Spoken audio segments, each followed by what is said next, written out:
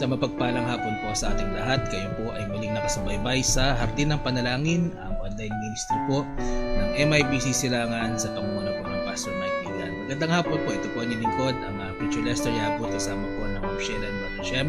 At kami po ay muling nag-aanyaya sa inyo na samahan kami sa isang oras upang tayo po ay makapanalangin ng sama-sama at makapakinig din po ng salita ng Panginoon. Bago po ang lahat, batiin po muna natin ang mga nakakasama natin ngayong hapong ito. Ma'am Baby Villamiel, kay Sister Alexis Salazar, magandang hapon po. Maging kay Nanay Weng Galdones, magandang hapon din po. Kasama rin po natin Nanay Daisy Alvarez, good afternoon po. At maaaring kasama nyo rin dyan si Kuya Dennis. So magandang hapon po. Kay Nanay Elvie Rivas, magandang hapon din po. At kay Nanay Tuding Severino, good afternoon po. Ma'am Teng Orhino, good afternoon. At regards din po kay Preacher Nato. Ate Beth Akong at Kuya Raddy, good afternoon po. And then kasama rin po natin Nanay Amihan Yabut. Alam ko wala sa Pilipinas to eh. Nasaan kaya to? Sana uwian ako dito. Okay. Ma'am Joyce Digan, good afternoon po. At Nanay Celia Ignacio, magandang hapon din po. Masaya ako na nakasama ka namin dito po sa atin ng panalangin. Kaya din po kay Nanay Winnie Kramer, good afternoon. At kay Sister Bing Rain Severino. At meron po tayong mga special guest no dito sa ating studio. Sa ating kalagitnaan. Sila po ay nasa gilid. At welcome po sa Hardin ng Panalangin kay Sister Venus at kay Sister Nika Belen. Ayan. Palakpakan tayo. Palakpakan. Okay. Ayan. So kung nanonood po si Nanay Carmelita, pinag-stay ko muna sila no. At para makapanood po sila ng live ng Hardin ng Panalangin. Ayan po. At tayo po ay magsimula na at manalangin tayo sa Panginoon. Let us pray. Ama naming banal na nasa langit, maraming salamat po Panginoon sa oras na ito na ibinigay niyo sa amin.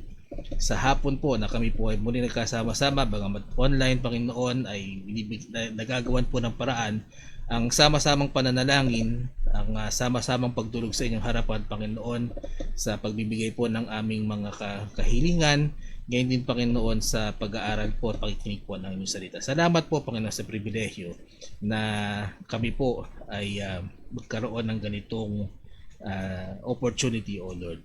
Maraming salamat Panginoon, ang hiling ko ay patuloy niyong biyaya at paggabay sa bawat isa. Ito ang ipanalangin sa pangalan po ni Jesus. Amen at Amen. At tayo po ay magsisimula sa pagbati no sa mga mahal natin sa buhay at mga kaibigan na nagdiwang ng kanilang kaarawan. Noong October 6, si Michael Clyde de la Cruz, si Brother Mar Saren at si Brother Joshua Saren ay nagdiwang po ng kanilang kaarawan. Ito po ay noong Sunday, kung di po ako nagkakamali. Then October 7 kahapon, si Doktora Sheena de la Paz Bacani at si Mikey Castillo. Ngayong araw pong ito, October 8, ang Brother Cyril Escobar, ang Ma'am Presi Crame, nagdiriwang din po ng kaarawan si Ma'am Glenda Ongkiko. Happy birthday po sa lahat po ng nabanggit. At bukas naman po ang Sister Irene Mabansag. Sa October 10, si Brother Joshua Entor at si Ma'am Sherlyn Valenzuela. October 11 naman po ay magdiriwang ng kanilang kaarawan si Jezreel Punsalan, Brother Mark Orhino, ang Pastor Efren Padua, Pastor Edgar Pohas at ang Brother Sam Digan. Then October 12 naman po ang Pastor Danilo Sapanta at ang Pastor Timothy Nolan. And then October 13 naman po, Pastor RJ Raon, Pastor Rocky Diaz, si Sister Shelo Lumangyaw at ang Sister Christine Paraiso ang mga magdiriwang po ng kanilang kaarawan. And then and po, advance happy birthday po sa lahat po na nabanggit. At of course, salamat din po kay Sister Nika and Sister Venus. Nagdala po sila ng makikita nyo ba sa kabila? Ayan, kung makikita nyo po, meron tayong mga balloons. At tama, okay. So maraming salamat po sa pag-alala kay Ma'am Sheila. And then, bago po tayo magpatuloy, magandang hapon po muna, Pastor Neil Kekeb, good afternoon po Pastor, at kay Pastor Nel Datur, magandang hapon din po. Salamat po sa pagsama sa atin ng panalangin. Nanay Susan Jose, good afternoon din po. At sa ating pagpapatuloy, batiin po natin ang Pastor Edgar and Ma'am Nilda Pohas sa kanilang wedding anniversary. Gaganapin po ito sa October 14. And then dadako naman po tayo sa ating mga praises. We praise the Lord for the healing ng aking auntie, si Ninita Sarya. Sila po ay ready to go home na. Pero let us also continue to pray for her complete recovery, maging sa financial po na pangangailangan po para po sa kanyang medications. Yan. At kung mayroon po kayong mga praises at mga prayer requests, i-comment nyo lamang po sa ating live upang yan po ay isulat namin at pabanggit din po natin mamaya sa ating prayer time. Tayo din po in behalf of MIBC Silangan ay nakikiramay kay Sister Alexis Salazar and the family for the passing po of Lola Marcelina Salazar. At patuloy po natin ipanalangin ang kaaliwan po kay Sister Alexis at sa kanyang pamilya sa pangyayari pong ito. At tayo po ibabanggit ng ilang sick brethren and loved ones, pero lahat po mamaya ay ating pagpe-pray. Pag-pray po natin si Brother Carlos Rara, siya po ay may dengue. At panalangin po natin ang kanyang kagalingan, maging ang kanyang pinansyal na pangangailangan sa kanyang pagpapagamot. Sama rin po natin Mami Amihan ng Nikiabot, meron po silang sciatica. Ang Kuya Niel Mercalesha, meron po siyang spondylosis. Ng continuous prayer din po para kay Tito Frank Zapata, maging sa sister po ni Ma'am Bing Rain Severino ay atin pong ipanalangin, meron po siyang diabetes. Ma'am, baka pwede po namin makuha yung pangalan po ng inyong sister para ma-specify po natin ang ating prayers. And then Nanay Lourdes Mercalesha, sama rin po natin siya sa panalangin sa kanyang pakiramdam, sa kanyang panghihina at sa kanyang nararamdamang physical. At sama rin po natin sa panalangin ng si Kuya Niel sa panalangin po ng kanyang likod at mataas na sugar. Okay, yan ay problema po ng lahat, maging kami. Ayan po. At sige po, patuloy lang po nyo na ilagak ang inyong mga kahilingan at prayer request at yan po ay ating ipapanalangin. Ilang prayer request po ang ating babanggitin. Patuloy natin ipanalangin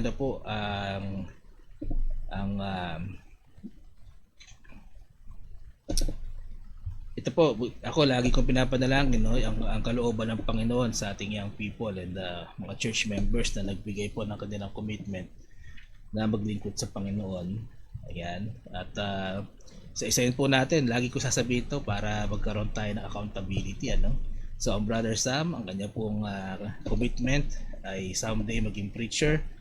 Sister Venus maging preacher's wife. Si Brother Sean ay maging missionary. Sister Nika ay global missionary. Si Ma'am Carmelita ay ang support the mission. Si Sister KK ay maging Bible student. Si Sister Alyssa ay para maging soul winner. At ang Brother Wilson, ang kanya pong kahilingan ay maging pastor. Kaya patuloy natin sila ipanalangin. Ano po?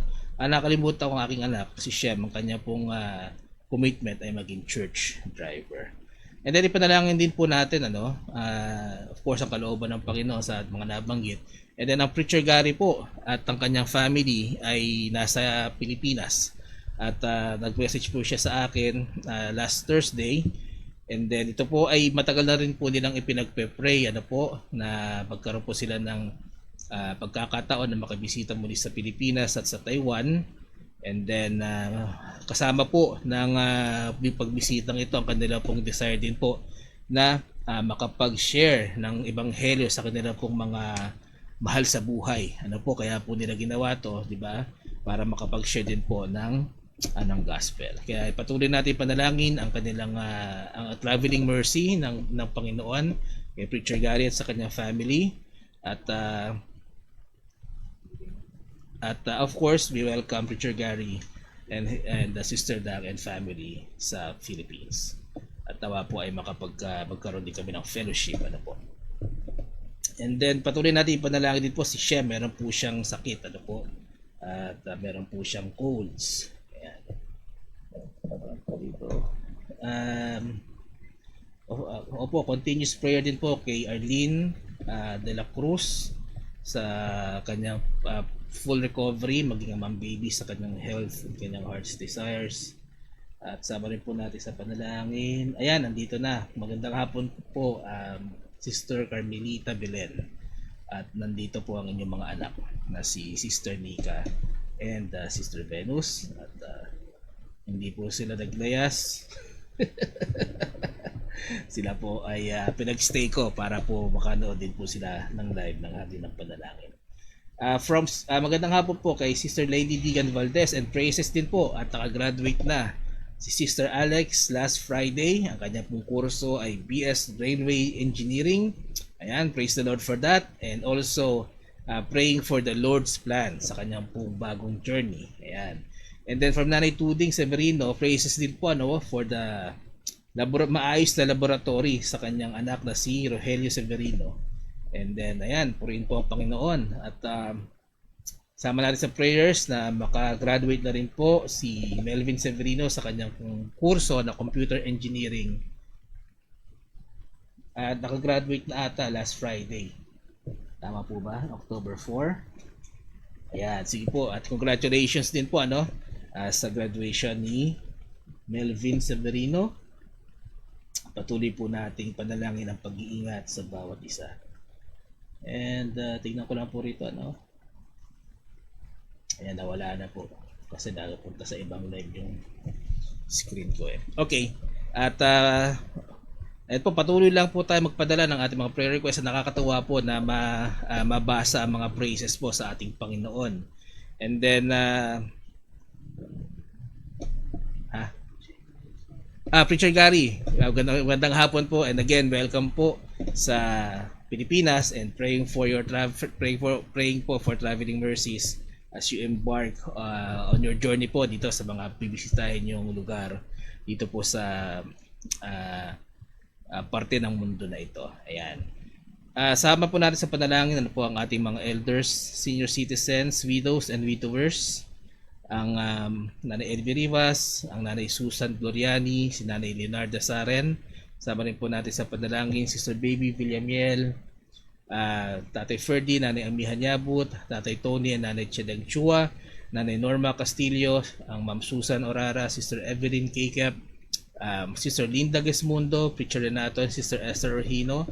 Let us also pray for Brother Frank and Sister Percy Zapata, Auntie Jovita Digan, Ima Zeni Paras, Sister Helen Ortiz Paras. Let us also pray for Sister Rosa Gutierrez, Nanay Lucia Buenaflor, Sister Dory Santos, Nanay Fe Carpio, Nanay Gertrude Severino, ang Ma'am Yoli Jacinto, Let us also pray for Nanay Susan Gloriani, Sister Dory Esguera, at Brother Nick and Sister Lilia Santos, Sister Lourdes Mercalesha, Brother Efren and Sister Lydia Inocencio, ang Tatay Nori and Nanay Norma Santos, sina Cora San Jose, Nengat Dula, Luz Castillo, Lourdes Castillo, si Toto Castillo, si Noemi Morey, panalangin din po natin, Tatay Sonny and Nanay Winnie Crame, Lando and Tess Abilion, si Alex and Beth Chua, James and Aggie Armstrong, si Pearly Rivera, ang Nanay Berbarda Lopez, si Teacher Elite Jose. Let us also pray for Rosario Concepcion, Auntie Ninita Saria, Tita Edith Santos, Nanay Celia Ignacio, Nanay Daisy Alvarez, Mami Bituin Ledesma, Daddy Apin and Mami Lucy Saria, Nanay Luchi Broas, Tatay Mario Saria, Tony and Letty Garovillas, Kuya Evan Chua, and let us also pray for Kuya Radi and Ate Beth Akong, kay Corazon Bernardo, Milagros Loquiao, Rowena Galdones at si Auring Borja. Kung meron po kayong nais na isama sa ating elders, no, and senior citizens, i-comment nyo lamang po upang ma-update po natin ang ating listahan. Ipadalangin din po natin ang ating mga online ministries, ang ating mga pastors, ang ating mga preachers, deacons, at mga manggagawa po ng church. Patuloy na provision po at maging wisdom and knowledge ang igawad ng Panginoon, no, sa kanyang mga lingkod. And then bago po tayo magpatuloy, magandang hapon po kay tignan ko na po ito, kay Sister Nanay Dory Santos, good afternoon po. And then Brother Sam Digan, good afternoon din po. Kay Teacher Elite Jose, magandang hapon po. And then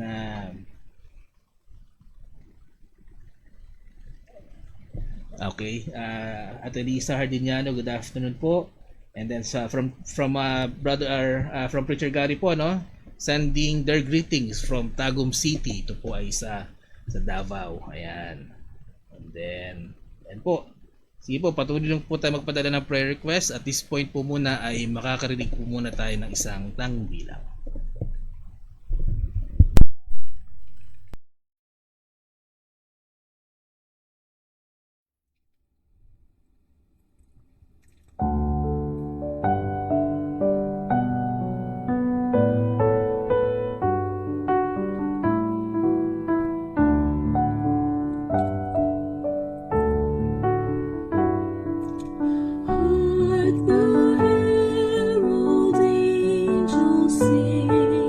Jesus.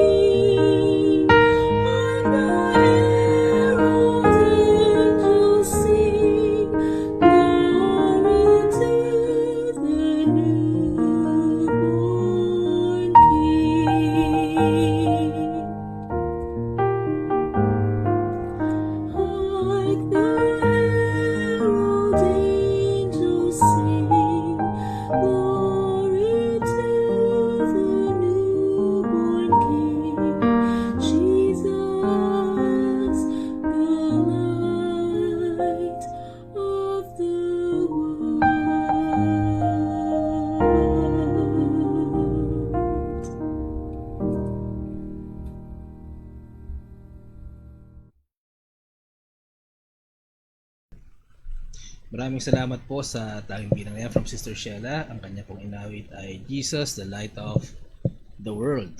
At ilang prayer request lamang po bago tayo magpatuloy from Sister Carmelita Belen. Isama natin sa panalangin po si Jeffrey Noche. Siya po ay bayaw, kanyang bayaw, asawa po ni Christine, ang kanyang kapatid. Nasa ospital po sapagkat may sakit sa tiyan at ilang araw na rin po nilalagnat. Panalangin po natin na makita na rin po sa laboratory po ng sanhi nito. And additional prayer request po from Sister Venus and Sister Nika, wisdom, knowledge, and understanding po sa kanilang pag-aaral at financial po na sa kanilang financial na pangangailangan sa nalalapit po na violin lessons. Ayan. Sige, patuloy tayo maghasa ng ating mga talento para sa Panginoon. And then praises from Sister Nika din and Sister Venus sa kanilang blessings na natatanggap sa araw-araw. Amen.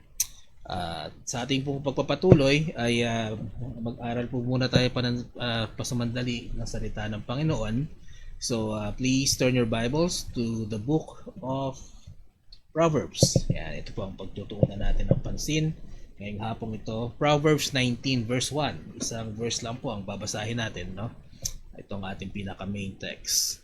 Proverbs 19 verse 1. And the Bible reads, "Better is the poor that walketh in his integrity than he that is perverse in his lips and is a fool." Tayo po ay humingi ng gabay sa Panginoon. Let us pray. Ama namin mapagpala na nasa langit, marami pong salamat, Panginoon, sa inyong salita na ang pag-aaralan. Tunay nga po, Panginoon, na ang bawat salita na nanggagaling po sa inyo ay wisdom para sa amin at patuloy na gabay kung paano dapat kami mabuhay. Dalangin ko, Panginoon, ang lahat ng nakikinig ngayong hapong ito, maging sa makikinig pa po sa replay, ay buksan po ninyo yung kanilang mga puso, O Lord, ang kanilang at patuloy po na magkaroon sila ng desire na makarinig po ng inyong salita. At higit po sa lahat, Panginoon, ay anuman ang kanilang marinig na galing po sa inyo at ay kanila pong isabuhay, Panginoon. Salamat po, Panginoon, sa pribilehiyo rin po na makapangaral ng inyong salita. Muli niyo po ako itago sa inyong likuran, Panginoon. Ang bawat marinig po ng bawat isa ay ang wisdom po ninyo at ang inyong kaluwalhatian at kapangyarihan na makita at hindi po ang aking kahinaan. Maraming salamat, Panginoon. Ito po ang aking panalangin sa pangalan ni Jesus. Amen at Amen. Amen. Title po ng ating pag-aaralan ngayong hapong ito, Christian Integrity. Christian Integrity. Yan din po ay kinuha natin doon sa main text natin. Sabi dito, better is the poor that walketh in his integrity. Isa po sa mga lessons na natutunan ko sa aking tatay, no? Hindi dahil sa tinuruan niya ako dahil sa pangangaral, dahil sa mga pagpapagalitan kami, no? Hindi ito ay isang lesson na hindi nagmula sa kanya mga bibig. Hindi nagmula sa kanya mga maraming sermon na rin sa amin, pero by me observing his actions, sa aking pag-oobserba sa ginagawa ng tatay ko. Ang isa sa mga bagay na natutunan ko sa kanya is to make sure to take care of your integrity. So, natutunan ko to kasi nakita ko yung example niya, no? Minsan, habang naglalakad kami, hinahanap niya yung may-ari nung 20 pesos na napulot niya sa daan. Karamihan sa atin, kasama na ako, hindi ko nahanapin yan. Bubulsa ko na lang. 'Di ba? 20 pesos lang naman eh. Dadagdag ko na lang yan na pambili ng soft drinks ko mamaya. No? Pero hindi ang tatay ko. Tatay ko hinahanap niya, nagtanong siya, sa iyo ba tong pera na to, no? Kaya yun yung integrity na yun. Yun yung isa sa mga qualities na natutunan ko kay Tatay Ferdy, solid yun, yung integrity niya. Kung hindi kanya, hindi kanya. Hahanapin niya kung sino may-ari. At pinagsasabihan din kami noon na kung hindi niyo. So hindi ko yan natutunan dahil narinig ko sa kanya. Natutunan ko yan kasi nakita ko sa kanya. Nung ako po ay nagsimula magtrabaho sa corporate world, no, siguro na way back, ano ba to, 2005 siguro to, no, matagal na, no, 30 years ago na, matanda na ako. Okay, pero isa sa mga hindi ko makakalimutan na talagang nagstick sa utak ko, ano, yung sinabi nung yung dating HR HR Chief People Officer, siya yung pinaka-head ng HR. Ang pinag-uusapan dito ay tungkol sa integrity, ano. Sabi niya, nung nag-i-speak siya, sabi niya, integrity is doing the right thing even if no one is looking. So ito raw ay paggawa ng tama kahit walang nakatingin, kahit walang nakakita. At tulad po ng binasa natin sa ating main text, no, the inverse, no, sa main text sinasabi dito, integrity, no, maganda raw na kahit pahirap ka pero namumuhay ka na mayroong integrity. Ang kabaliktaran po nito ay sabi dito, having perverse lips, di ba? Sabi dito, than he that is perverse in his lips. Anong ibig sabihin nito? Perverse, ang ibig sabihin nito sa Tagalog ay suwail, no? Pag sinabi mong ikaw ay suwail na anak, ikaw ay nagre-rebelde, ikaw ay rebellious, hindi ka sumusunod sa magulang mo. So ganun din yung context. Sa context ng binasa natin ngayon, pagka ang pinag-uusapan natin ay integrity, pag sinabi mong perverse o nagrebelde ka o suwail ka sa integrity, ang integrity kasi ang kasama niyan yung pagiging totoo, di ba? Being truthful. So the perverse nito means rebelling against the truth. O nagre-rebelde ka o suwail ka laban sa katotohanan. So in simple terms, it means lying, no, sa pagsisinungaling.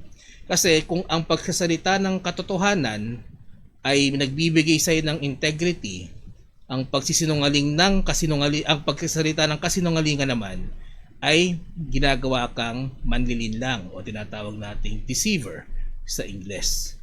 So kung ang mundo na ginagalawan natin ay binibigyan ng napakalaking halaga o value ang integrity, hindi ba dapat ang isang Kristiyano na sumusunod kay Kristo ay mas magbigay ng malaking halaga sa kanyang integridad? Diba?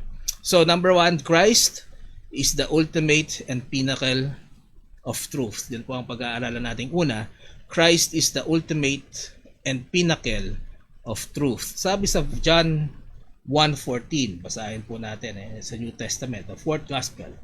John 1:14, sabi po rito, And the word was made flesh and dwelt among us, and we beheld his glory, the glory as of the only begotten of the Father, full of grace and truth. Yan po ang sinabi ng Biblia, si Kristo daw ay punong-puno ng grace and truth. At hindi naman po lingid sa karamihan sa atin na yung sinasabi ditong word that was made flesh. Ito po ay si Kristo, di ba? Jesus is the word that was with God and is God. Makikita niyo po yan sa John 1:1 na siya po ay Diyos, nakasama ng Diyos mula sa simula. At anong sinabi ng verse? That He was made flesh and dwelt among us. So sino po ba to? Ito po ay ang ating Panginoon sa Kristo. At si Kristo mismo, kinonfirm po niya ito sa sinabi niya rin po, no? Jesus confirmed and claimed this himself. Sabi niya sa John 14, same book po tayo, no? Pero sa verse 14, mababasa po natin sa verse 6. Sabi dito, Jesus saith unto him, I am the way, the truth, and the life. No man cometh unto the Father but by me. So, pag sinabi nating katotohanan, kaninong standard ang dapat nating sundin? Kung saan nakabase ang ating integridad? Syempre, we must look into Jesus. Siya ang ating pinnacle and ultimate truth, no? Siya ang nag-embody. Sinabi nga niya dito, di ba? I am the truth. So, siya ay nag-embody ng katotohanan. Kasi hindi lang naman natin, di ba? Pag tumingin tayo kay Kristo, pag pinag-aralan natin ang kanyang salita, pag pinag-aralan natin ang kanyang mga ginawa, nung siya po ay nabubuhay pa dito sa lupa, nung siya po ay nandito sa lupa, hindi lang tayo makakakita ng spiritual truth Bukod sa spiritual truth, meron tayong makikita sa kanyang moral truth, no, sa pamamagitan ng kanyang mga itinuturo at kung paano siya nabuhay dito sa lupa. No? So, siya lang, tignan lang natin siya, makikita natin ano ang katotohanan, paano tayo mabuhay ng nasa katotohanan. Pero ano bang sinabi ng Panginoon tungkol sa pagsisinungaling at sa panloloko o sinasabi nating deceiving? Basahin po natin yan. Same book din po, John 8. Ano po? Sa book of John, sa chapter 8, verse 44 to 45. Ang kausap niya po rito, no, ay kung di po ako nagkakamali, ay ang mga Hudyo. Sabi po niya rito sa verse 44, "Ye are of your father the devil, and the lusts of your father ye will do. He was a murderer from the beginning, and abode not in the truth, because there is no truth in him. When he speaketh a lie, he speaketh of his own, for he is a liar, and the father of it. And because I tell you the truth, ye believe me not." So, hindi naman to komplikado na doktrina, ano po. Siguro pag nagtanong tayo sa mga elementary school student, yung mga kindergarten pa lang, ano, siguro 3, 4, 5 years old. 'Di ba? Alam to ng mga estudyante, alam to ng mga anak natin Kahit naman siguro sa lahat ng nanonood ngayon, ano, bilang nung mga bata tayo, sa tingin ko naman naturuan tayo, no, na tama ang magsabi ng totoo at mali ang magsinungaling. Siguro lahat tayo naturuan ng ating mga magulang niyan, ano. So, telling the truth is Jesus' way. And telling lies is of the devil. Yan po ang nabasa natin kanina. Basic doctrine, basic lang. No, hindi natin kailangan mag-Bible school para matutunan natin 'to. Hindi dapat nga dapat nga kahit hindi ka nagbasa ng Biblia kung naturuan tayo ng magulang natin, alam natin 'to na tama ang magsabi ng totoo at mali ang pagsisinungaling. So, ang tanong diyan, bakit nung lumalaki na tayo, no, nung nagiging teenager na tayo, nung nagkakaroon na tayo ng nung naging adult na tayo, nagkaroon na tayo ng asawa, nagkaroon na tayo ng mga anak, ang tanong, bakit yung pagsisinungaling parang nagiging second nature natin? No? Parang bang napakasarap magsinungaling kaysa magsabi ng totoo. So, why is it hard to tell the truth? Why is it hard? Bakit ang hirap magsabi ng totoo? Kasi, no, makaramihan sa atin ayaw marinig yung katotohanan. No? Most people are willing to listen to the truth. Are not willing to listen to the truth. Bakit? Kasi, di ko alam, no, minsan o kadalasan, masakit kasi ang katotohanan. You know, the truth hurts. Totoo naman yun, no? Nung isang beses, may isang bata, nakasalubong ko sa kalye. Abay, tinuro ako. Tapos, taba. Oh, matagal ko ng example yan. Nagsasabi ba siya ng totoo? Oo. Masarap ba sa patenga yung pinapakinggan kong katotohanan? Hindi. Kadalasan ganun di ba? Pag niregaluhan ka ng deodorant ng kaibigan mo, ano ibig sabihin nun? Di ba? Nasabihan ka ng katotohanan tungkol sa iyo, masakit. Kaya marami sa atin, di ba? Especially sa mundo natin ngayon, we live in a world na full of deceit. Na 'di ba parang fantasy world no? Ito yung masarap sa pakiramdam ko, ito yung susundin ko kahit hindi totoo. No? So let us be careful about that. Basahin po natin yung sinabi sa Galatians 4:6. Ito po ay sinulat ni Pablo, no? Sa mga taga-Galatia. Sabi sa Galatians 4:6 4:16 rather, ay am I therefore become your enemy because I tell you the truth? Naging kaaway mo ba ako dahil nagsabi ako ng katotohanan? Dito po ang sinasabi ng Apostol Pablo sa mga mananampalataya, the Christians in Galatia, na ako ba ay naging kalaban nyo sa pagsasabi ko ng totoo? At ano ba yung katotohanan na nire-refer ni Pablo dito? Tandaan po natin, the letter of Paul to the Galatians, ito ay isang rebuke sa mga Christians na nakatira doon. Bakit? Sapagkat na-preach sa kanila yung gospel of Jesus Christ, that the salvation, no, is by faith, no, is by grace through faith rather in Jesus Christ. Pero sila po ay bumabalik sila sa Mosaic law. No, parang nagkakamali sila ng pananampalataya, nagkakamali sila ng paniniwala, bagamat nasabihan na sila ng katotohanan tungkol sa kaligtasan. So dito sumulat ngayon si Pablo, no, sa mga taga-Galacia, kayo ay free na. You have been freed by Jesus Christ. Bakit gusto nyong bumalik sa bondage of the law?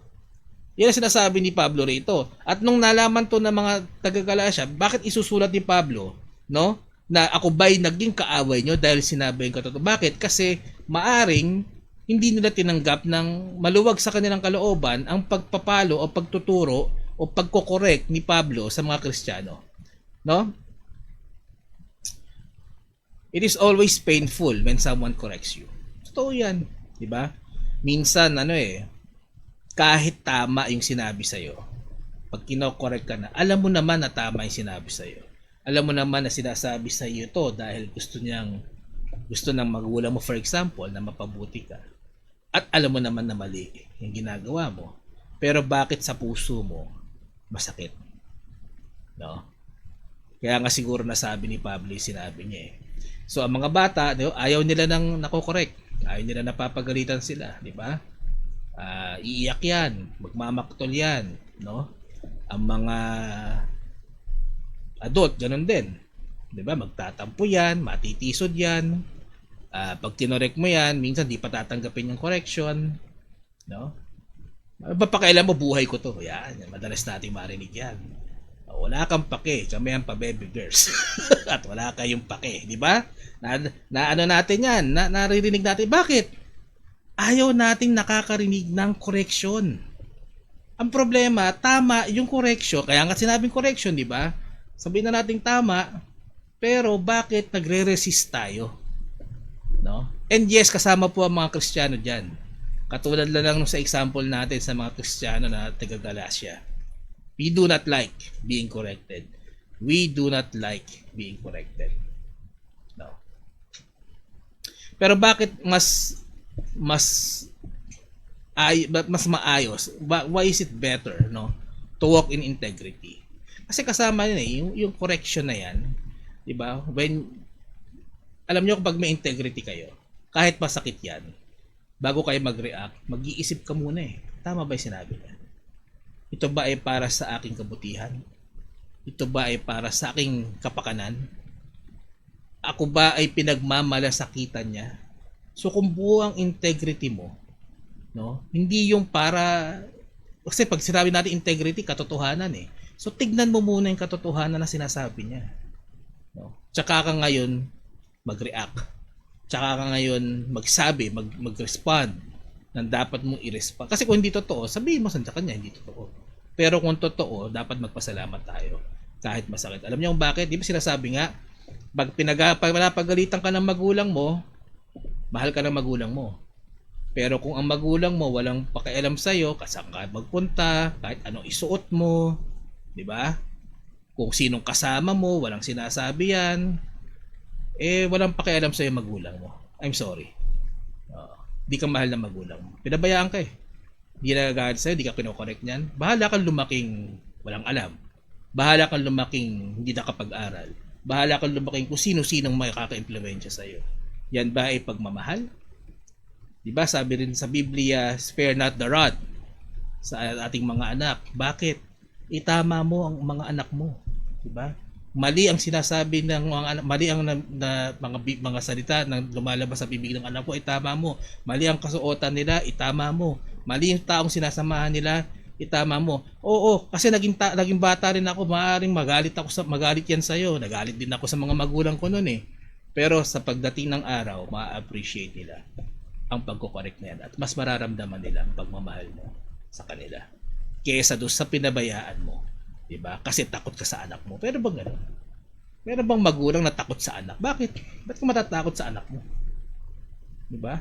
Sa Amerika uso yan eh. Yung anak yung nasusunod. Sa Pilipinas hindi pa naman. At sa pamilya ko hindi mangyayari yan. Hanggat buhay ako. Ba't masusunod yung bata? Bata nga yun. Sabi nga ng Biblia a child is foolish. Bakit yun nasusundin mo? No. So, anyway, sabi nga ng ating main text, why is it better to walk in integrity? Because you will have peace of mind. Pag ikaw ay nagsasabi ng katotohanan, pagka walang lumalabas sa bibig mo ng kasinungalingan, meron kang peace of mind. Bakit? Wala kang nilolokong tao. Pangalawa, wala kang kwentong dapat mo lagi maalala. Ganun din, di ba? Pag sinungaling, gumawa ng kwento, o tinanong ka ni Pedro, anong nangyari sa'yo? Nada pa ako, pre. Tinanong ka ni Juan, anong nangyari sa'yo? Ano ba sinabi ko kay Pedro?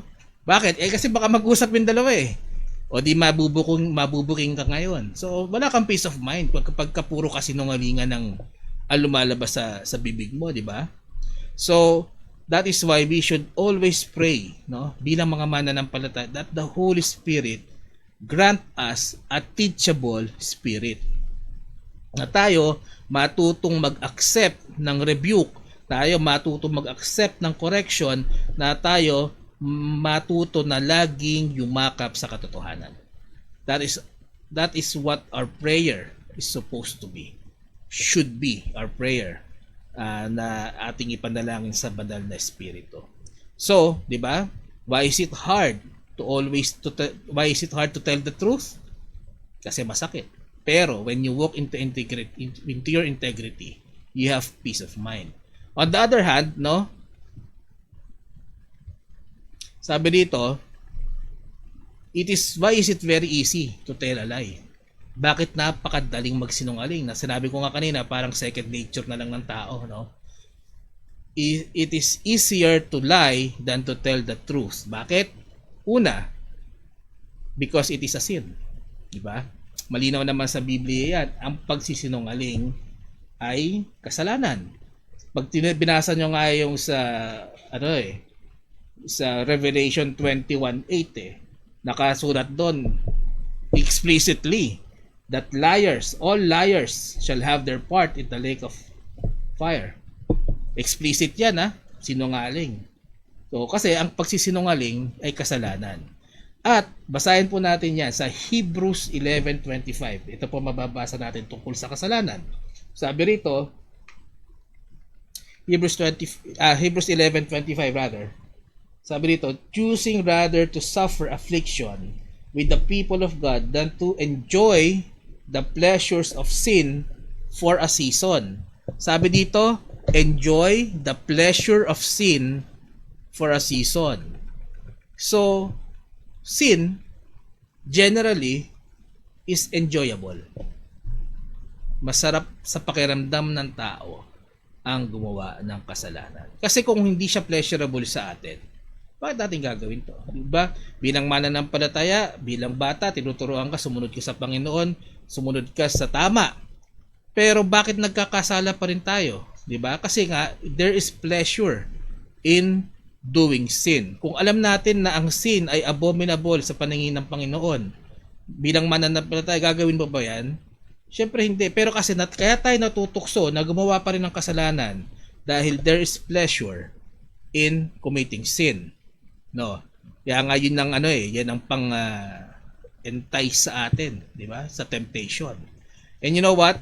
Bakit mas enjoyable ang kasalanan ng pagsisinungaling? Ito yung second reason, no? Kung bakit mas enjoyable magsinungaling. Kasi, and listen, lying is a sin that covers up another sin. Ang pagsisinungaling ay isang kasalanan na pinagtatakpan ang isa pang kasalanan. Napakasarap, no? Kung sa isang kasalanan na ginawa natin, hindi tayo maparusahan. No? Alam mo, nakasala ka eh. Alam mo, mali ginawa mo. Oy, pero hindi ka naparusahan. Kaya nga tayo nagsisinungaling, di ba? Kasi gusto nating iligtas yung sarili natin mula sa isang kasalanan na ginawa natin para ang tingin sa atin ng tao mabango. Para ang tingin sa atin ng tao mabait. Para ang tingin sa atin ng tao ay righteous. Pero ang masama nito kung ito ay pinagtatakpan lang ng kasinungalingan. So, pag binasa mo natin yung Hebrews 11:25, sinabi dito it says that the pleasure of sin is for a season. Wag ho nating kakalimutan 'yon. Kasi karugtong po 'yun eh. Yes, there is pleasure in committing a sin, but it is only for a season. Ibig sabihin may katapusan. Darating yung panahon na sisingilin ka ng kasalanan mo. Hindi man siguro dito sa lupa, Kasi marami tayong tao na kilala, may mga kasalanan, diba, they get away with it. Pero alam natin na may Diyos. At hindi ka makakaligtas sa Diyos. So, what happens? Diba? Balik tayo dun sa konteksto ng bakit mas enjoyable na magsinungaling. Kasi, diba nga, it covers up another sin. Pero ang problema nito, ang singil naman nito sa'yo ngayon, ay pag nalaman nila na nagsisinungaling ka, dalawa ngayon ang problema mo. Ang problema mo, mababansag yung mapapatunayan nila na ginawa mo yung unang kasalanan na pinagtatakpan mo. Tama? Nalaman nila na nagsinungaling ka o sinabi mong hindi ikaw yung kumuha ng pera, o ikaw pala. So napatunayan na ikaw pala yung kumuha ng pera. Ano yung pangalawang singil sa'yo? Mababansagan kang sinungaling. Anong ibig sabihin nito? Wala nang maniniwala sa'yo. Kahit nagsasabi ka na ng totoo. So, di ba? You've sinned twice. Dalawa kasalanan mo, nagsinungaling ka to cover up the other sin, at pag nalaman ng taong ito, ng mga tao na nagsinungaling ka, napatunayan na nagkasala ka sa unang sin, at napatunayan din ang sinungaling ka. So, dalawa ang singil sa atin. So, yung integrity natin, tandaan po natin, hindi yan yung parang nabibili. Pag may pera ka, may integrity ka ulit, pwede mong bilhin sa tindahan. Hindi ito nare-restore ng ganong kadali, Yung isang integrity na iningatan mo ng taon, dekada, at nagkamali ka ng isang beses, yan, tinapon mo lahat yan. Nawala lahat yan. At kung itatry mo na i-build again yung integrity mo, baka, di ba, dahil ang tingin ng tao sa sinungaling, baka mas matagal pa ron bago sila magtiwala uli sa'yo. So, minsan, di ba, kinamatayan mo na ang bansag sa'yo, sinungaling. Ang masakit niyan, baka pati pamilya mo, ganun na din ang tingin sa kanila. So, kasi yung pagsisinungaling, parang sa atin, simpleng kasalanan lang eh. Sana maintindihan natin na napakalaki ng epekto nito at impact nito sa buhay natin, especially sa buhay ng isang mananampalataya. Diba? Yes, we can lose our integrity. Kaya nga tayo bilang mga mananampalataya, we need to always be reminded to look at Christ araw-araw, Perfect example natin ng ating Panginoon eh. He is the living truth. Diba? Huwag ka lang tumingin kay Kristo pag Sunday, pag Wednesday, pag may prayer meeting, pag may service. Huwag ka lang tumingin kay Kristo pag nasa church ka. Huwag kang tumingin lang kay Kristo kapag kasama mo yung kapatiran, pag kasama mo si pastor, pag kasama mo si preacher, si deacon, Huwag ka lang tumingin kay Kristo kapag depende sa kasama mo, di ba? Look at Christ and walk in His truth kahit walang nakakakita sa'yo. Kahit nasaan ka, kahit sinong kasama mo, kung may nakakakita sa iyo o wala, di ba?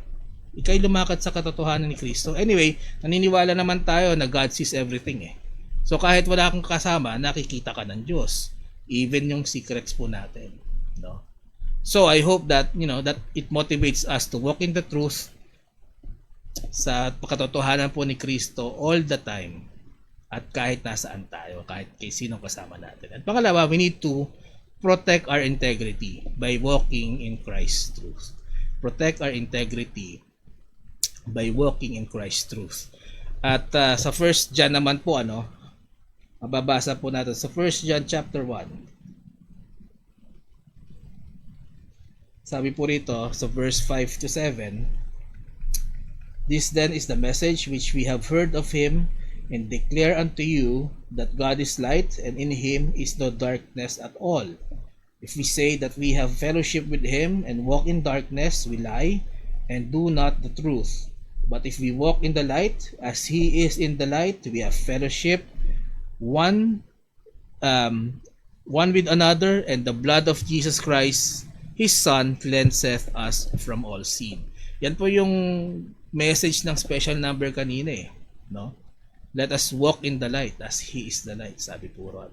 So kung kayo nakarinig, di ba, napakinggan nyo ang ebanghelyo tungkol sa ating Panginoon Kristo na siya ay Diyos, nagkatawang tao, di ba, namuhay ng walang kasalanan dito sa lupa. Siya po ay pinako sa krus, namatay, nilibing, at sa pangatlong araw siya po ay nabuhay na maguli. Kung narinig nyo yung mensahe na iyan, no, at naniwala kayo sa ginawa niyang yan, ang ating mga kasalanan ay nabayaran sa pamamagitan ng kanyang dugo, na nabigyan tayo ng kapatawaran at tayo po ay nakaligtas mula sa impyerno. Kung yan po ay narinig nyo, pinanampalatayaran mo yan, then we are reminded and encouraged to walk in the paths of righteousness. Yun yung mensahe na binasa natin eh. If we knew Him, but we walk in darkness, then we do not, sabi dito, then we do not the truth. No? Alam mo siya, narinig mo tungkol sa Kanya, nanampalataya tungkol kay Kristo, meron kang kaligtasan sa pamamagitan ni Kristo, so lumakad ka sa liwanag ni Kristo. And speaking in truth and in love and maintaining our integrity, diba? Isa lang po yun.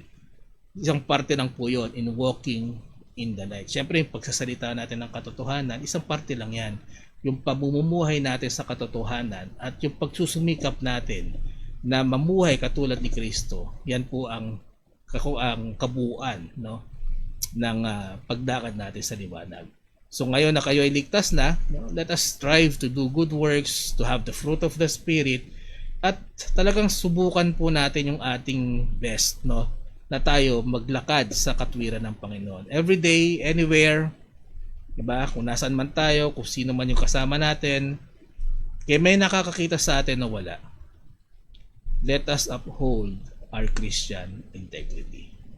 Dito po tayo magtatapos sa 1 John, no, chapter 2. A little encouragement, no? 1 John chapter 2, 3-6, sabi po rito, and hereby we do know that we know Him, if we keep His commandments. He that saith, I know Him, and keepeth not His commandments, is a liar, and the truth is not in him. But whoso keepeth His word, in him verily is the love of God perfected. Hereby know we that we are in Him. He that saith he abideth in Him ought himself also to walk, even as He walked. Ito mga kaibigan, ang tinatawag na Christian integrity. Nawa po ay naging pagpapala ang ating short devotion this afternoon. Tayo po ay tutungo na sa pananalangin, at nawa po ang aking kahilingan ay samahan niyo po kami hanggang matapos ang ating prayer time.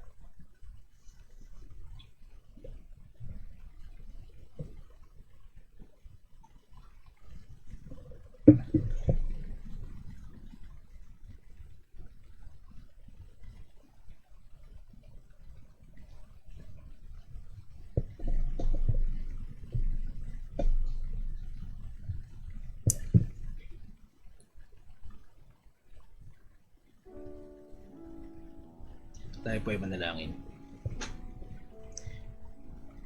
Ama namin Diyos na makapangyarihan sa lahat, maraming salamat Panginoon sa salita na inyo na namin narinig mula po sa inyo. Salamat Panginoon sapagkat maaaring sa pandinig ay simple lamang, maaaring sa pandinig ay basic lamang, pero alam namin Panginoon na marami sa amin ang hindi nakakasunod dito. Simpleng pagsisinungaling ay ginagawa ng normal, diba? Sa pamumuhay namin sa mga panahong ito, Panginoon. Mas malaking challenge po sa amin ngayon sapagkat napakaraming mga bagay, maraming mga devices and tools, Panginoon, ang nagagamit ng tao para manloko sa bawat isa. Pero nawa, Panginoon, kami mga ligtas ng dugo ng inyong anak, kami po inyong patnubayan at tulungan, Panginoon, na kami po ay mamuhay sa katotohanan oras-oras, Panginoon, sa araw-araw. Kaya may nakakakita o wala, Panginoon, manatili po sa aming puso pagsasabi ng totoo, paglakad po sa inyong katotohanan. Nagpapasalamat kami, Panginoon, sa mga nagdiwang ng kanilang mga karawan na nagdidiriwang pa ngayon ito. Talangin ko ang pagpapala sa kanilang buhay, Panginoon, at pagbibigyan niyo po sila, Panginoon, ng mahabang buhay. Salamat din po kami, nagpapasalamat din po kami, Panginoon, sa mga answered prayers, Panginoon, sa mga pagpapagaling nyo sa aming mga mahal sa buhay na may sakit, sa patuloy niyong pag-iingat sa amin, sa aming mga travels, Panginoon, sa mga blessings po na patuloy niyong binibigay sa bawat isa. Kami po ay nagpapasalamat.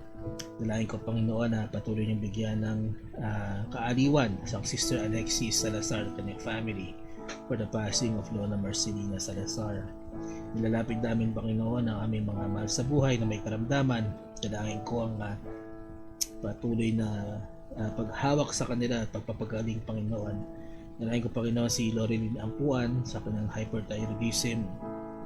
Dalangin ko rin, Panginoon, si Ana Polino sa kanyang goiter problem. Si Angelina Coteriano, Panginoon, na na-stroke, siya kayo po magpagaling sa kanya. Kay Ma'am Adele Mabalot na may osteoarthritis, kayo po magpagaling sa kanila. Dalangin ko, Panginoon, ang full recovery po para kay Gay Castillo Doctor, kay Cassen Castillo, kay Eliza Rojas, kay Francesca Audrey Abad, kay Tatay Tony Garubillas, Panginoon, kay Sister Dam Chua, and din kay Alien and Brian Magsarevic. Patuloy yung silang paggalingin, Panginoon, hanggang sila po ay makarecover completely mula sa kanilang mga karamdaman. Nilalapit ko, Panginoon, ang Sister Helen Ortiz Paras at ang Ima Semi Paras sa kanilang mga kalusugan. Patuloy niyong bigyan ng maayos na kalusugan at pagalingin sa hyperacidity and high blood pressures ang mga baby Villamel.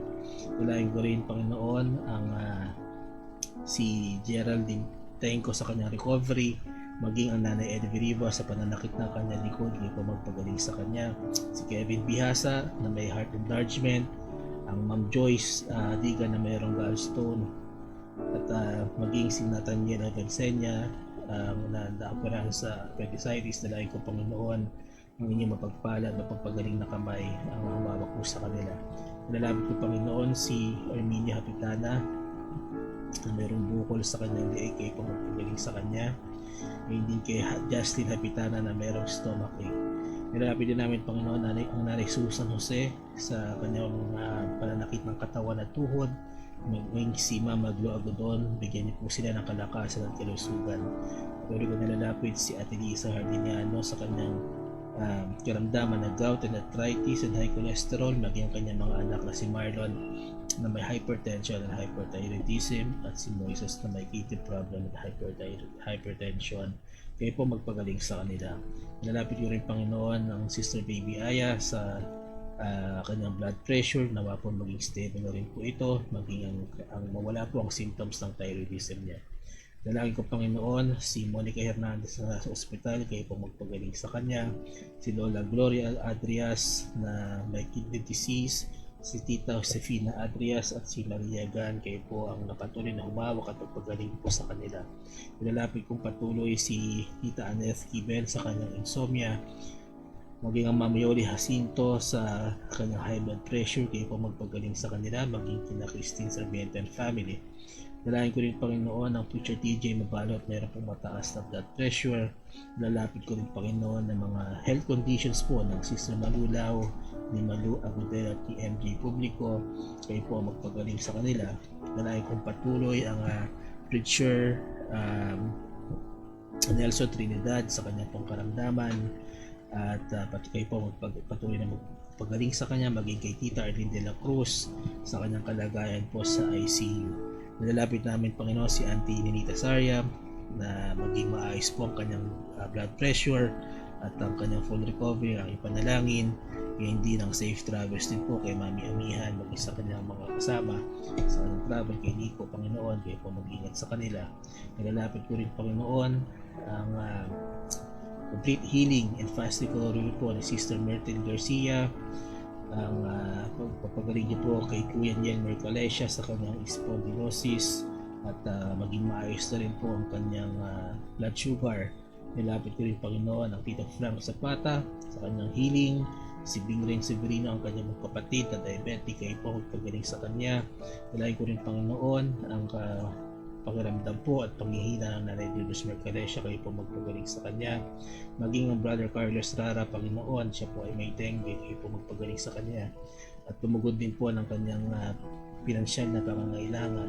Nilalapit ko rin, Panginoon, si Jeffrey Noche na mayroon po siyang pananakit sa kanyang tiyan, nawa at kanya pong naglat, kayo po magpagaling sa kanya, nawa maging makita na rin po ang sanhi ng kanyang sakit. Nilalapit ko rin Panginoon ng mga mahal namin sa buhay na mayroong malupang karamdaman, sila June Santos, Isagani Laya, si Esther Mariano at si Rex Rosales na nagdadialysis. Kaya din sina Emma Reyes, Lorea J. Dorhac, Corazon San Jose, Juanita Elisiralde, Jaisel Juarez, Mary Ribamonte, Amparo Cruz at Sheryl Estipona Valle na mayroong mga cancer. Kaya po magpagaling sa kanila. Kaya din kay Efren Inocencio, Berbarde Lopez, Perlis Cart, Frank Hardin na mayroong po mga komplikasyon ng diabetes. Panginoon, dalangin ko ang mirakulo po ninyo sa kanilang mga buhay, maging ang kanilang pinansyal na pangangailangan sa kanilang mga medical procedures at mga gamot na kailangan po nila, kayo po mag-provide po nila, Panginoon. Nilapit namin, Panginoon, ng mga prayer request ng mga anak, Panginoon, ang Sister Dang Chua, Brother Richard Gary Chua, Panginoon, ang safe patuloy niyang ingatan ng Chua family sa kanilang pagta-travel. Hindi, Panginoon, patuloy niyang ingatan at pagpalain sina Grace, Faith, and Mercy, at kayo po ang gumabay sa kanilang mga endeavors, O Lord. Nalapit ko rin, Panginoon, si Emily Youth, patuloy niyang bigyan ng strength and grace, hindi strength and guidance and provision for the whole family po ni Christine at Kati po. Nilapit namin, Panginoon, ang lahat po na nawala ng trabaho, maging dito sa Pilipinas at sa Amerika, Panginoon, na aming mga mahal sa buhay, mga kaibigan, kayo po ang magbigay ng panibagong pagkakakitaan sa bawat isa. Nalain ko rin, Panginoon, ang Ma'am Sheila Yabut, kayo po magbigay ng strength and wisdom sa kanya pong business, maging kanyang health, kayo po magbigay sa kanya. Magalingin niyo rin po si Shem, Panginoon, na mayroong colds at sickness ngayong araw na to. Nalain ko rin ng strength and good health and spiritual growth para sa kanya. Nilapit ko, Panginoon, ang Brother Robert Soriano sa pagkaayos ng kanilang petition papers. Nanay Dory Santos, patuloy niyo siyang bigyan ng physical and spiritual strength. Nilapit ko rin, Panginoon, ang good health and para kay Maricel Kiambao, mag-isa kanyang pamilya. Nalangin ko rin, Panginoon, ang spiritual life and studies ng Brother Sam, Sister Milka, and Brother Sean. Patuloy niyo po ingatan ng Pastor Mike and Ma'am Joyce, mag-isa kanilang pagka-travel, at maging ang Ma'am Jenny Rapista and Pastor Gerald Rapista, Panginoon, ang pinagkatiwala niyo pong ministry sa Lawaan ng Tigang, Panginoon, kayo po magpalat, umabay po sa kanila. Nilapit ko rin, Panginoon, bigyan niyo po ng guidance and provision ang Innocentia family, si Aida Key Ejok and family, bigyan niyo po ng good health and protection ang buong Ejok family. Sila po ay makapaglingkod magsama-sama. Nilapit ko rin, Panginoon, si Corazon Bernardo, bigyan niyo po ng good health and strength ang ating Beth Ackerman family, bigyan niyo po ng guidance, Panginoon, at patuloy niyo po silang pagpapalain, maging ang mga mahal sa buhay po. Bibing Rain Severino, bigyan niyo po ng kalusugan, kalakasan ng katawan, at patuloy na gabayan po ang bawat isa. Lapit ko, Panginoon, ang kalusugan ni Sister Yoli Jacinto, maging kanyang family, at ang Ma'am Baby Villamel, ang panalangin ko, kanyang mga mahal sa buhay, bigyan niyo patuloy rin yung spiritual strength, health, at ang kanyang heart's desires, Panginoon, mga kaligtasan po ng kanyang mga mahal sa buhay, maging ang patuloy niyang bigyan ng guidance and protection and blessings, Panginoon, ng kanyang mga anak at mga apo. Nilapit ko, Panginoon, ang Yaput family, bigyan niyo po ng wisdom and strength and mercy. Nilangin ko rin po, Panginoon, si Sister Baby Aya Vestrus, kanyang kahilingan ay healing and good health at maging spiritual growth po ng bawat isa. Nilangin ko rin, Panginoon, ang Brother Marsaren, bigyan niyo po ng kalakasan ng kanyang nanay na si Leonardo Saren. Bigyan niyo, Panginoon, ang kanilang pinansyal na pangangailangan, maging sa pag-aaral po ng kanyang mga anak at kalakasang spiritual po sa bawat isa. Nilapit ko rin, Panginoon, ang Sister Esther Orhino, pag-iingat po sa bawat isa. Bigyan niyo po ng physical at spiritual na kalakasan ng bawat mahal po sa buhay.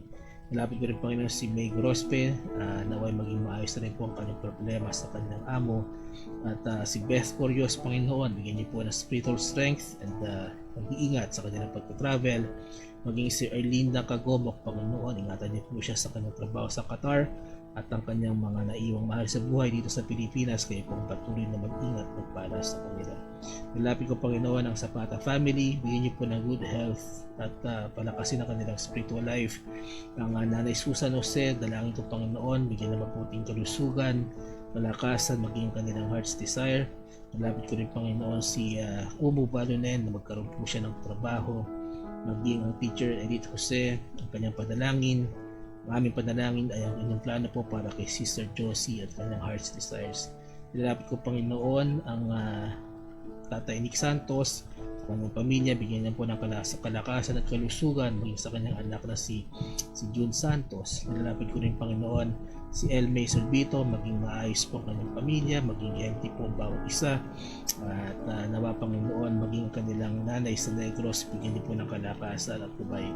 Nilalapit ko, Panginoon, ang Blessed Hope Christian Academy, Panginoon, na patuloy niyo gamitin ang church ministry na founded by Bishop Manuel Urara, na magamit po ito sa kalakasan ng bawat isa sa espiritual, maging sa kanilang pag-aaral, sa kanilang na nawa, Panginoon, ang mga estudyante po ay patuloy na lumakas, hindi lamang po sa kanilang edukasyon at katalinuhan, hindi pati maging sa spiritual po nilang buhay. Ilapit ko rin, Panginoon, ang administrator and principal, Panginoon, ang mga teachers and staff, maging students and parents po ng Blessed Hope. Ilapit ko rin, Panginoon, ang Deacon James Atlevia, kanyang kalusugan spiritual, ang kanyang kalusugan spiritual at physical po na kalakasan sa kanya at sa kanyang pamilya. Ang dalangin ko rin, Panginoon, ang Urara family, mangyari po inyong kalooban sa kanila, maging ang aming kaibigan na si El Adrias, maging maayos po ang maging resulta ng kanilang kaso sa Meralco. Nilapit ko, Panginoon, ang Sister Carmelita Belen. Nilapit ko, Panginoon, ang salvation ng kanyang family and friends, maayos na kalusugan, ang pinansyal nilang pangangailangan, ang mga church ministries, O Lord, maging ang pag-aaral po ng Brother Wilson sa inyong salita, at inyong kalooban po sa Belen family. Nilapit ko rin, Panginoon, ang Sister Lynn Hapitana sa kanyang pamilya. Patuloy niyo po silang ingatan at patuloy po silang pagpalain. Maging ang Sister Alexis Salazar, Panginoon, dalangin po niya good health para sa kanyang family at patuloy po silang iingatan at ang financial na pangangailangan po nila.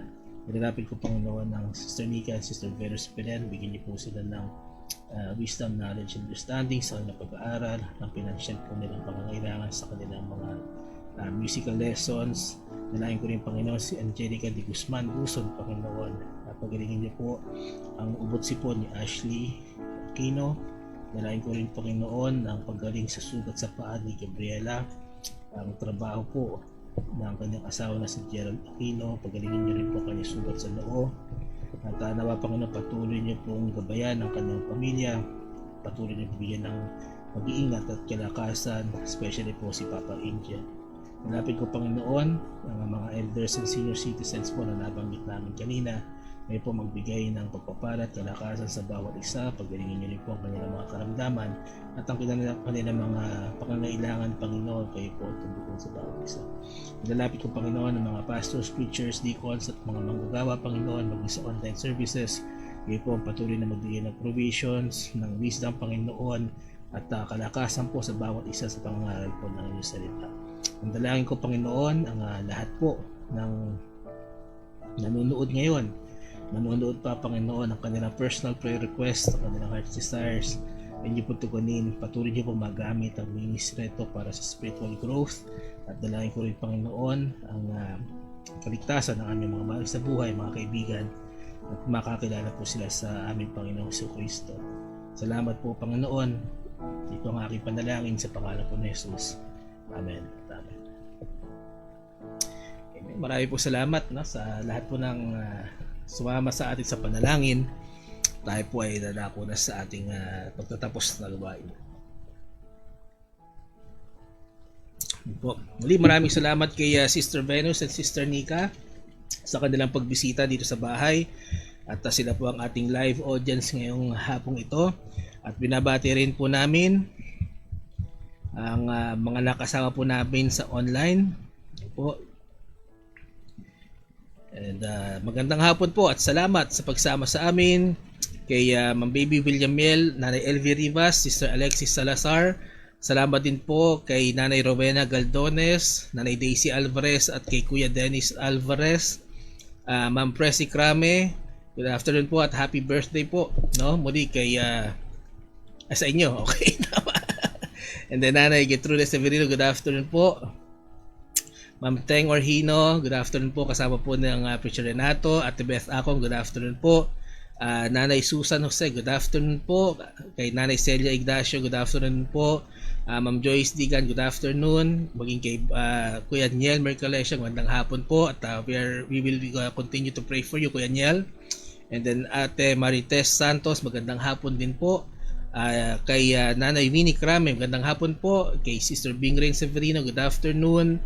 At nakasama rin po natin ang Sister Lady Valdez, good afternoon po. At congratulations po kay Alex. Pastor Neil Keke, magandang hapon po. Salamat po. Maging kay Sister Helen Ortiz Paras, magandang hapon din po. Pastor Nelda Tour, good afternoon. Salamat din po sa pagsama sa atin ng panalangin. Nanay Lourdes Mercalesio, good afternoon. And then nakasama rin po natin ang Sister Carmelita Belen, Preacher Gary Chua and family. And again, welcome back to the Philippines. Nawa ay patuloy kayong gabay ng Panginoon sa inyong pag-travel at ingatan. At looking forward po tayo, Preacher Gary, sa ating fellowship.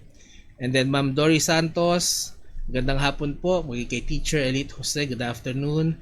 Brother Sam Digan, good afternoon din po. Kay Ate Lisa Hardinian, magandang hapon po. Maging kay Nanay Lydia Inocencio, kay Nanay Tuding Severino, good afternoon po. At salamat din po kay Romeo Asas, magandang hapon po. Salamat po sa pagsama sa atin ng panalangin. Maging kay Yoli Baito, salamat din po. Kay Brother Carlos Rara Jr., magandang hapon po. Salamat sa pagsama sa atin ng panalangin. At nawa ang panalangin natin ay gumaling ka na po sa inyong dengue. Nakasama rin po natin ang Sister Lynn Hapitana, ang aking kapatid si Patricia Yabut, good afternoon. Si Angelica de Guzman Gusong, good afternoon din po. Ang Preacher Ronald Espedo, good afternoon Preacher. At salamat po sa pagsama sa atin ng panalangin. Maging kay Brother Mar Saren, good afternoon. Kay Ma'am Christine Shapno, good afternoon din po. At nakasama rin po natin si Tita Remila Diaz Alegre, good afternoon po. At si Auntie Ninita Saria at Tita Edith Santos, magandang hapon po. Yan po, at pawan po kung mayroon po tayong hindi nabanggit sa pagbati, ang aming encouragement lamang po ay patuloy kayo mag-comment at upang mag-register po kayo sa Facebook Live. Mabati namin kayo sa katapusan po ng gawain. Yan lamang po, ang Hardin ng Panalangin, babalik po siya ng Thursday sa pangunguna po ng Preacher Gary at kasama po niya ng Sister Dang. Bukas po ang prayer meeting ng MIBC Silangan sa pangunguna po ng Pastor Mike Digan. And then babalik po tayo sa kalooban ng Panginoon na po Tuesday ay muli po tayo magsama-sama sa Hardin ng Panalangin sa ganap na alas 5 ng hapon. Ayan po, muli po ito po ang inyong lingkod, Preacher Lester Yabut, kasama po ng Ma'am Shem and Brother Shem na nagsasabi, nagpapasalamat sa inyong lahat at patuloy lamang po tayo na magpatiwala sa Panginoon. Okay, God bless you all.